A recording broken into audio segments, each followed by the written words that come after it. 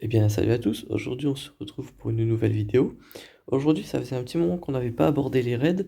Donc aujourd'hui, je vais vous présenter encore quelques teams qui peuvent être utilisés dans le triumviracite. Étant donné que le cab, nous le simulons, donc aujourd'hui, on va faire encore du trium. Donc c'est parti. Donc là, je vais pas représenter les teams que j'ai déjà présentés. On passe évidemment directement à la P2.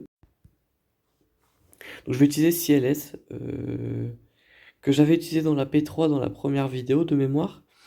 Mais là on va l'utiliser là où je devais initialement vous la présenter, à savoir dans la P2. Hop. Donc on commence la partie à 35,60 de, de jauge de vie sur le raid. Donc la compo c'est le trio CLS très classique, donc CLS, le Han du Rancor et le Shui de l'événement légendaire. Vous rajoutez à cela un Chupio 7 étoiles équipement 10 et un C3PO équipement 11. Donc là vraiment ce que j'essaye de faire c'est avec C3PO et même avec les personnages de s'octroyer 3 stacks de traduction qui à chaque stack vous donne des bonus, des bonus. Et là le but vraiment ça va être de tomber d'action en envoyant le plus d'attaques possible, hein. C'est normal, c'est classique. Mais vraiment, j'essaie de donner les 3 stacks de traduction. Moi, je vais clean absolument aucune douleur, à part peut-être sur Chupio, parce que je ne l'ai pas encore très bien gear. Mais avec des personnages équipement 13, je n'ai pas besoin de clean les douleurs, justement, puisque peu importe les dégâts que si on me met, ils n'arrivent jamais à tuer mes personnages, puisqu'ils ont la garde. Et à chaque fois que Chewie joue, justement, mes personnages sont régène. Donc ça me permet vraiment de tanker les 15 tours que Sion a sans être enragé. Donc là, moi, ce que je vous conseille, si vous avez le Zeta sur Chupio, c'est de tuer les alliés qui sont avec, euh, avec Sion. Comme ça booste les Yowie de Chupio. Et il va faire beaucoup de dégâts. Hop, voilà. Donc là, j'ai mis 3 lignes de dégâts à 15 000 sur Sion, hein, parce que j'ai le Zeta justement sur sa spéciale qui fait qu'à chaque fois que vous tuez un ennemi, les Yowie se voient booster. Donc c'est assez intéressant. Hop. Vraiment avec Han Solo, j'essaye d'utiliser la première spéciale le plus possible parce que ça lui donne un tour bonus, donc une attaque bonus, hein. La deuxième spéciale de Chewie fait plus de dégâts que la basique, donc je la lance. Mais sinon après voilà, c'est assez classique. Donc là je sais même pas pourquoi j'ai clean CLS. J'en ai pas besoin. Bon là visiblement je l'ai aussi fait sur Han Solo, mais d'habitude je le fais jamais. Hop. Parce que comme je le disais, la garde de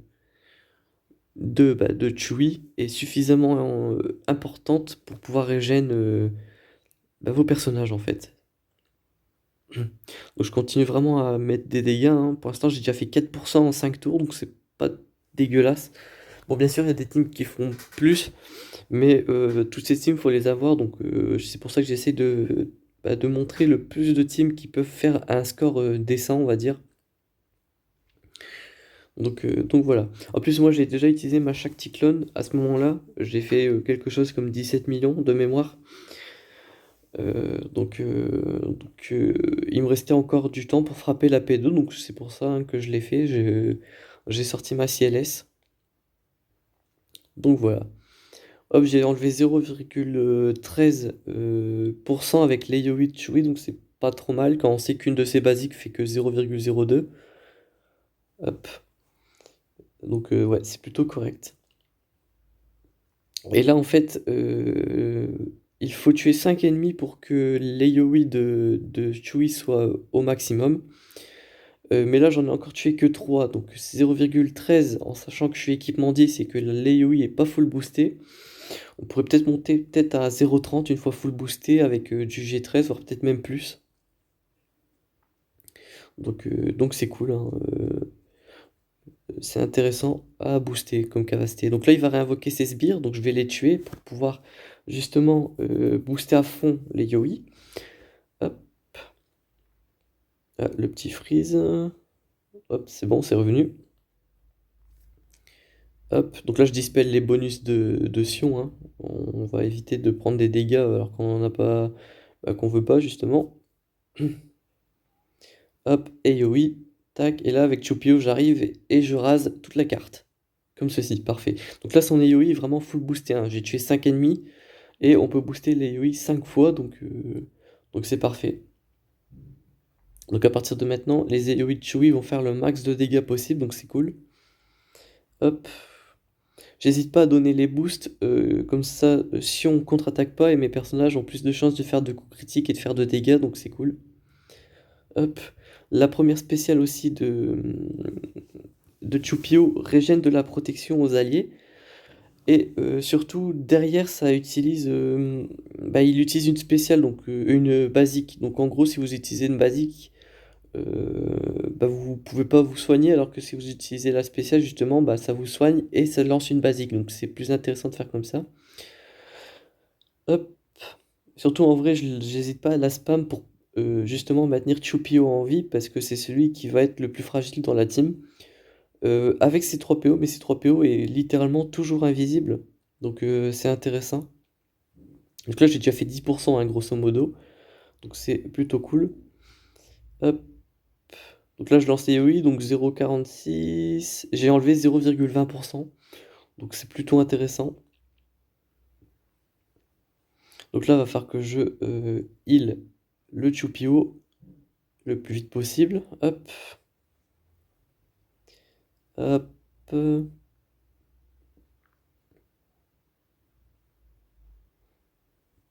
c'est vraiment full bourrinage. Donc là je peux encore soigner Chupio, c'est parfait. Hop. Donc là il est bientôt à l'état enragé, hein, donc voilà.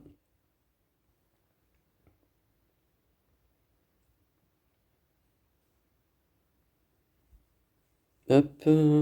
Les Yoi, encore une fois. 0,20 encore. Ah non, 0,28. Parfait. Je sais pas ce qui s'est passé. Donc là voilà, il rentre en état enragé. Et là normalement il va peut-être pas tarder à lancer son AoE, je sais pas. Hop, donc là j'envoie tout le monde, hein. Tac, tac, tac. Hop. Hop. Et même avec un malus d'attaque, il arrive quand même à one-shot tout le monde en étant enragé. Donc voilà, donc j'ai fait 6,8 millions. Donc c'est plutôt correct, hein. On adhère. Hop, donc là la P3, donc j'utilise encore Dark Revan. Je l'ai déjà présenté dans la vidéo 1, mais il y a des choses que j'ai pas dit dans la vidéo 1 que je connaissais pas encore et que j'ai découvert au fur et à mesure. Donc on va présenter tout ça. Donc là mon maraudeur et mon HK sont mieux développés qu'à l'époque, hein. Je leur ai fait monter un gear chacun. Donc c'est cool. Je crois en vrai non, je crois que le maraudeur était déjà équipement 12, mais HK était équipement 10. Donc voilà, donc là toujours le choc en début, enfin la grosse capacité. J'ai remarqué que les malus de Bastion n'arrivent plus à s'appliquer sur une Traya debout. Par contre, ça marche toujours sur les Traya renversées, on va dire. Donc voilà, hop. Donc là, j'attends justement que Dark Revan récupère encore sa capacité en zone. Donc, encore un tour.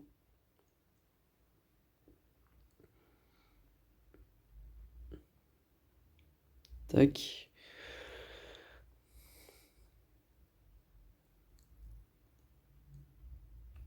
Donc là, voilà, il va pouvoir lancer la capacité en zone. Hop, elle est renversée. Donc là, on met le plus de dégâts possible, puisque elle prend plus de dégâts en étant renversée qu'en étant debout.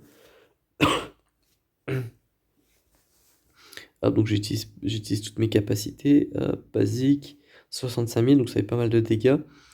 Les infusions, faut toujours les faire quand Traya est debout, mais bon, là, je me suis fail, visiblement.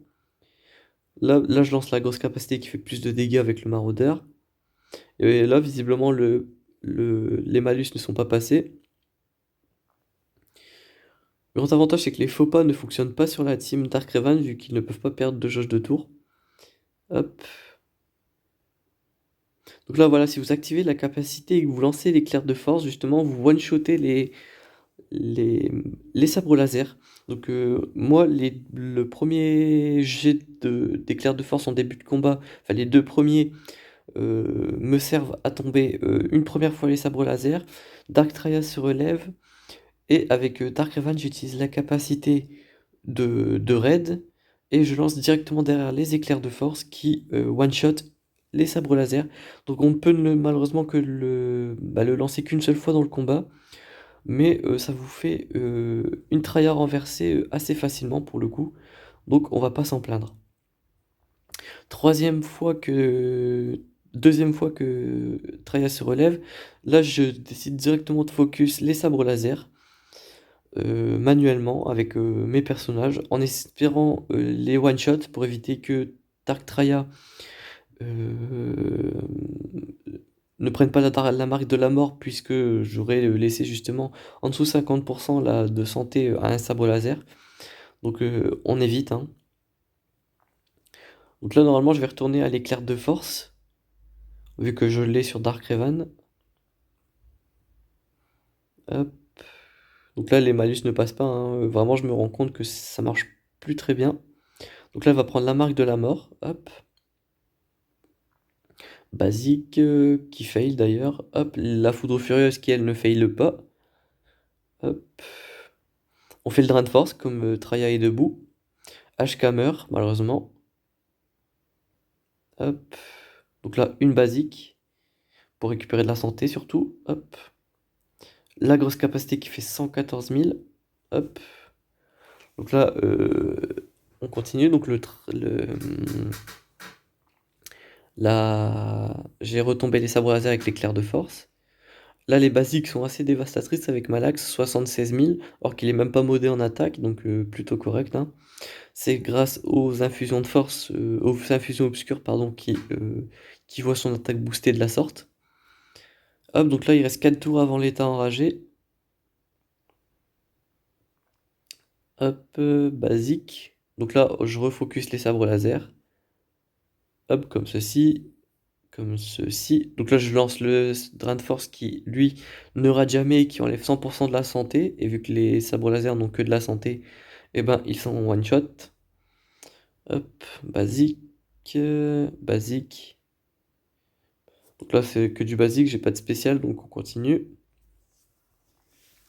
Hop, basique. Bah, c'est sabres laser qui joue plutôt. Hop.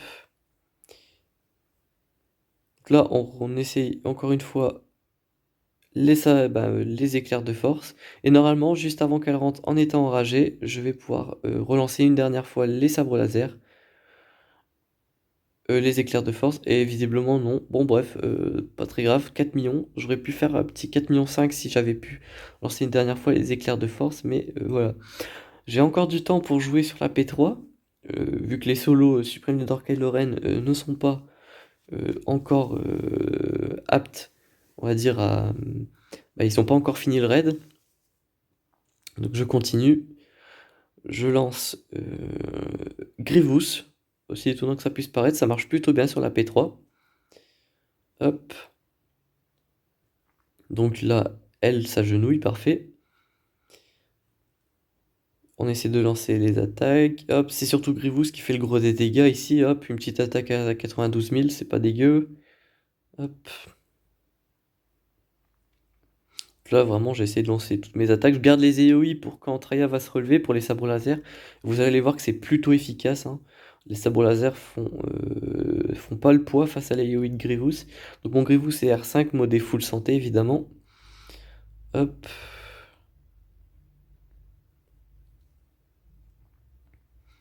Hop, donc j'ai juste j'ai le Zeta sur la monstruosité mécanique. Non, monstruosité, ouais, je crois que c'est mécanique. Donc à chaque fois qu'un des alliés druides séparatistes va mourir, et ben je vais gagner une jauge de tour bonus plus le reset des cooldowns sur Grievous. Donc c'est plutôt intéressant pour mettre de gros dégâts. Vous voyez, hein, je mets des belles patages, je fais en sorte que le Magna Guard reste en vie. Hop, les basiques de Grievous qui rentrent à 132 000, donc c'est vraiment plutôt correct, hein. Hop, on soigne le Magna Guard. Hop, donc là elle se relève. Tac. Bon là c'est vraiment le Magnagard qui prend le focus, mais c'est normal, il a la raillerie. Hop. Donc là je continue mon élan euh, sur Traya. Là malheureusement le Magnagard est isolé, donc je vais devoir soigner quelqu'un d'autre. Hop, et oui, on tombe les sabres laser. Le Magnagard va mourir. Mais ça donne un tour bonus à Grievous qui va utiliser sa spéciale. Hop, parfait.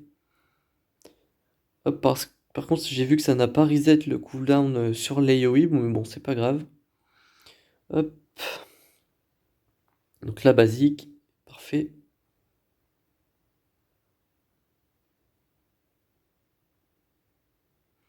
Hop, la grosse capacité de Droid de K. On dispelle les sabres laser. On va soigner B2 de mémoire. Hop. Là, c'est bien, c'est que vu que Grievous est en dessous de 100% de sa santé, c'est le droid de K qui prend la marque. Et vu que il est, il a l'immunité aux dégâts, et ben il prend 0 dégâts. Donc ça, c'est cool. L'Eoid B1 qui permet de tomber les sabres laser, c'est parfait. Hop.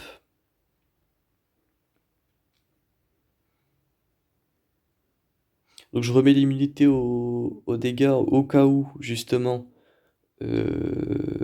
Grievous retourne en dessous de 100% de sa santé.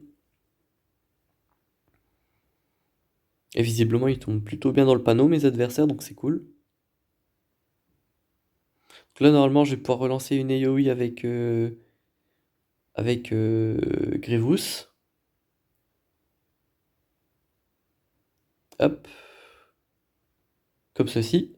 Ça passe au travers de la prévoyance, donc ça fait quand même beaucoup de dégâts, hein, et ça empêche surtout les adversaires de dodge. J'ai fait une attaque à 180 000 avec Grievous, donc vraiment insane pour le coup. Hop. Hop. À nouveau AoE. Tac. On refait ça baisser Traya. Hop, on lance la spéciale. 171 000 si j'ai bien vu. Hop, on réadopte la même strat justement pour que soit Grievous passe en dessous de 100% de sa santé et ce soit justement Droid de K qui prenne la marque. Ou alors, s'il focus Droid de K, ben, tant mieux puisque je... ils prennent pas de dégâts. Il prend pas le dégât Droid de K vu qu'il est sous invulnérabilité. Donc là, c'est un 1vs1 avec Dark Traya, mais bon, elle va pas tarder à passer en état rangé. Bah justement, c'est le cas. Donc, le Grievous va mourir, comme ceci. Donc voilà pour les teams que j'avais à présenter pour cette vidéo. En tout cas, j'espère que ça vous aura plu. On se retrouve très bientôt pour une nouvelle vidéo. D'ici là, portez-vous bien.